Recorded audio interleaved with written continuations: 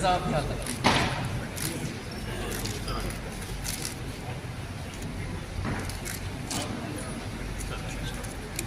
आप चिकित्सक देख रहे हैं, राजनीतिज्ञ देख रहे हैं, लेकिन अभी 10 बार और देखो कि अभी क्या क्या होता है। जब भी मरीज को देखो या किसी को देखो, उसको गौर से देखो। हर आदमी में होते हैं 10-20 आदमी, हर आदमी। मेडिकल नोवेल इस संगोष्ठी का आयोजन IMA द्वारा किया गया, क्या है संगोष्ठी के विचार और क्या है इसके पहले? देखिए, समय समय पर पूरे हिंदुस्तान में ही नहीं बल्कि पूरे विश्व में इस प्रकार के जो मेडिकल सेमिनार आयोजित होते रहते हैं, क्योंकि मेडिकल साइंस में क्या है कि हमेशा नई नई चीज़ें खोजी जाती रहती है, तो उनकी जानकारी जो है वो चिकित्सकों तक पहुंचना बहुत ज़्यादा जरूरी है। और इसी क्रम में सभी शहरों में प्रतिवर्ष आयोजित होते हैं और हमारे सहारनपुर में भी लगभग पिछले 40 सालों से लगातार ये आयोजन हो रहा है, जिसे हम मेडिकॉन का नाम देते हैं। ये वार्षिक मेडिकल सेमिनार है और इसमें दिल्ली से, मुंबई से और भी अनेक शहरों से, देहरादून से जो बहुत ही अच्छे विशेषज्ञ हैं, चाहे वो मेडिसिन के हैं, चाहे सर्जरी के हैं, चाहे न्यूरोलॉजी के हैं, चाहे पीडियाट्रिक्स के हैं, तो बहुत ही अच्छे हमारे पास आज वक्ता स्पीकर आए हुए हैं जो कि सहारनपुर के डॉक्टर्स को ये जानकारी देंगे कि क्या नई रिसर्च हो चुकी हैं और किस तरह से जो नई गाइडलाइन है वो आई है, और फिर जब वो चीज़ें डॉक्टर्स तक पहुँचती तो कहीं ना कहीं उसका फ़ायदा मरीज़ को ही होता है। आखिरकार मरीजों के लिए कितना फायदेमंद रहेगा इस संगोष्ठी की बात का? देखिए, जब तक डॉक्टर को और मरीजों को इसका निश्चित रूप से फ़ायदा मिलता है। जब नई गाइडलाइन आती है, कई बार पुरानी पद्धतियों से इलाज चलता रहता है, पुरानी गाइडलाइन पे चलता रहता है, वो कई बार कॉस्टली भी होती है। कोई नई रिसर्च आ गई है, कोई नई मेडिसिन आ गई है जो कि सस्ती भी है और ज़्यादा ही असर करती है, तो ज़रूरी है कि वो चीज़ें उसको पता हो। तो वो पता होने के जरिए मेडिकल सेमिनार में होते हैं, तो उसका कहीं ना कहीं फ़ायदा आम जनता को ही होता है। नई सुविधाओं की अगर बात करें तो कितना ज़्यादा सुविधाएँ देखने को मिलेंगी इस बार? लेकिन सुविधाएँ तो देखिए, चाहे सरकारी क्षेत्र हो चाहे निजी क्षेत्र हो, चिकित्सक अपनी तरफ से यही चाहता है कि वो मरीज के हित में ही काम करे। कोई भी चिकित्सक कभी ये नहीं चाहता है कि मरीज का किसी तरह से भी हित हो, चाहे वो आर्थिक रूप से हो, चाहे भावनात्मक रूप से हो, उसके पारिवारिक और सामाजिक रूप से।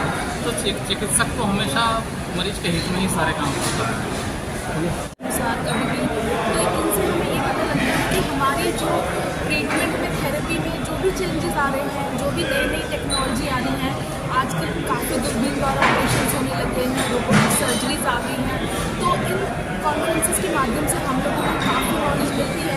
इसके द्वारा हम मरीजों का इसमें काफ़ी हम लोगों को भी मिलता है कि चलो मरीजों का भी इसमें बेस्ट इलाज हो जाए, उनको सस्ता इलाज हो जाए, तो बहुत अच्छा रहता है। कॉन्फ्रेंसेस के जरिए मरीजों को इलाज करने में हमारा भी नॉलेज बढ़ता है। क्या भूलूं क्या याद करूं अगणित उन्मादों के क्षण, क्या भूलूं क्या याद करूं अगणित उन्मादों के क्षण हैं, अगणित अवसादों के क्षण हैं। रजनी की सुनी घड़ियों को किन किन से आवाज करूं, क्या भूलूं क्या याद करूं। अभी विगत 3 वर्ष पहले कोविड का एक भयावह दौर आया था। अनंत खुशियां देखी, अनंत खुशियां देखी, गम के सागर के हिलोरे खाती जिंदगानी देखी। अनंत खुशियां देखी, गम के सागर में हिलोरे खाती जिंदगानी देखी। सब कुछ देखा, गमों के साए में खोए परिवार को एक साथ देखा। राष्ट्रीय विपदा कोविड-19 में डूबा विश्व और राष्ट्र देखा। विपदाओं से 4 हाथ करता जूझता संसार देखा। क्या भूलूं क्या याद करूं। मैंने भरे हुए अस्पताल देखे, मैंने भरे हुए अस्पताल देखे, भरे हुए शमशान देखे, भरे हुए कब्रिस्तान देखे।